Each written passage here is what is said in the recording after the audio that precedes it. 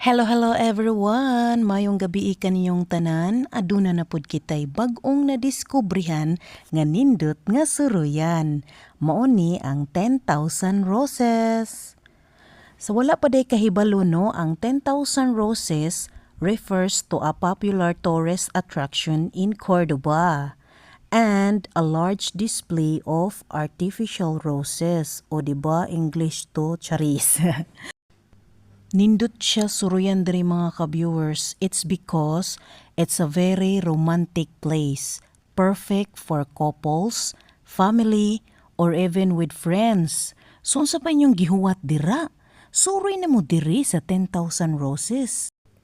As you can see, lalain siya og color.